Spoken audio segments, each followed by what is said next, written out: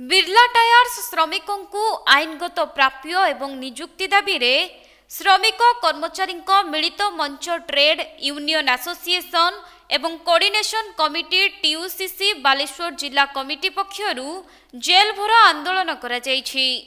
एने जिलापालक कार्यालय सम्मुखरे गणविक्षोभ एवं प्रतिवाद सभा अनुष्ठित होइथिबा बेले जोरदार आंदोलन करा जायथिला। तेबे गत मार्च 2 तारिख दिन कारखाना सम्मुखरे धारणारे बसिथिबा श्रमिक मानंकु पुलिस उठाई देबा घटना को श्रमिक नेता माने निंदा करिथिले। आउ दीर्घ दिन धरी चलिथिबा बिरला टायर श्रमिक और कर्मचारी समस्यार समाधान दिगरे जिला प्रशासन हस्तक्षेप करी समाधान करिबा पई सेमाने दाबी करिथिले।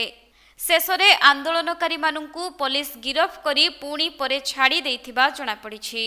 जो माने बिरला टायर्स वर्ष वर्ष धरी काम करथुले 1980 मसिया जो बेतले कारखाना बंद होला परे जो नुआ जने नेला तार काम होची प्राप्य गुडे को देई देबा कथा।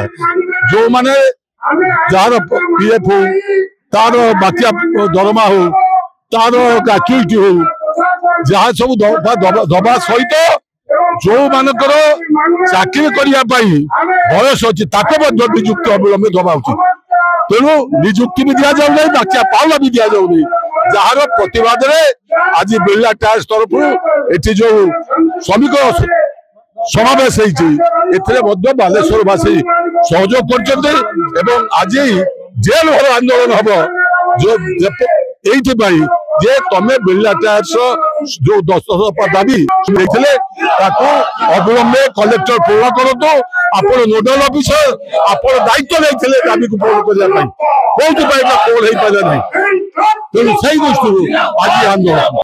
बालेश्वर प्रसन्नजित सेठी रिपोर्ट कोणार्क लाइव।